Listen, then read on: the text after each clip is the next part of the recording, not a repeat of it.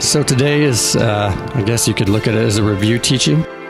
And when I read through this, this is what initially stuck out to me. And in this section, it usually is what sticks out to me. And maybe that's because I am still not getting what I'm going to say to you. And so he keeps saying it to me. And he made the laver of brass and the foot of it of brass, of the looking glasses of the women assembling, which assembled at the door of the tabernacle of the congregation. And so the laver is obviously always what steps out to me, because it's what they used to wash themselves before they went into his presence to make themselves at least ritually clean. And another verse that then comes from that in the New Testament, we have Ephesians 5:26, starting there. It says, well, in context, it's with 25, and it sounds a little weird at 26, but it's talking to husbands. It says, love your wives, even as Messiah also loved the church and gave himself for it, that he might sanctify and cleanse it with the washing of water by the word, that he might present it to himself a glorious church, not having spot or wrinkle or any such thing, but that it should be holy and without blemish. And so what we can take from that is that the water that they were washing themselves in the laver was symbolic of the water of the word, which we're also supposed to wash ourselves with. And then James 1, starting at 23, for if any be a hearer of the word and not a doer, he is like unto a man beholding his natural face in a glass. For he beholdeth himself, and goeth his way, and straightway forgetteth what manner of man he was. But whoso looketh into the perfect law of liberty, and continueth, he being not a forgetful hearer, but a doer of the work, this man shall be blessed in his deed.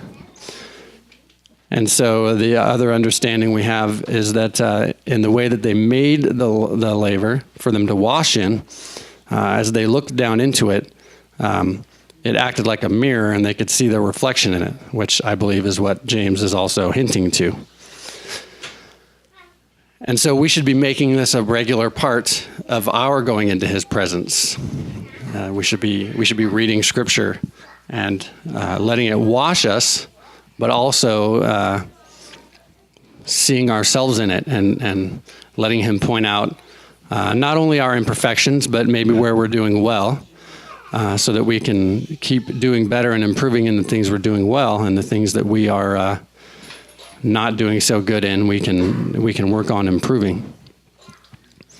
But more important than that, we should be doing this routinely. And so I was watching a video a while back. I'm going to do a little cherry picking right now. I talked about this with Russ maybe a couple of weeks ago, and maybe he remembers me telling him about it, maybe he doesn't. But I was watching a video of Francis Chan, and he was talking about when he first met his wife and the first time he was going to call her, and how nervous and excited he was, and how he made all these notes so he would make sure that he didn't run out of things to say. And then when he got her on the phone, how just amazed he was that he was on the phone speaking with her. And now they've been married, I don't know how many years, but he says now she calls, and when she calls, he just picks up the phone and is like, yeah, what do you need? And so his point was that we shouldn't lose that enthusiasm.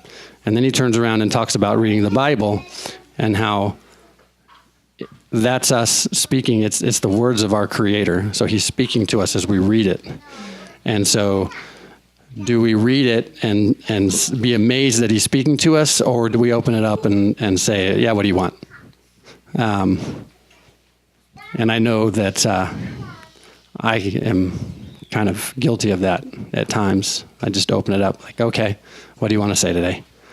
And I read something, and as I'm reading it, maybe I'm learning something new, but at the same time, I'm like, oh, this is like the 60th time I've read this, and I know what this says, and so we make it plain. And so the visual he gave was, if you sit down to read your Bible, imagining that the ceiling is opening up and you're hearing his voice, how would you react? You wouldn't just say, oh, okay, what do you want today? You would be enamored, and you would be overwhelmed. You would fall on your knees. And so I've not been doing that lately. And so that's what he's telling me, and I just figured maybe he wanted me to share it with you. So maybe we all will, if you're not doing good in this, then let's make it better. If you are doing good, keep it up and make it even better. So thank you. Be blessed, and Shabbat Shalom.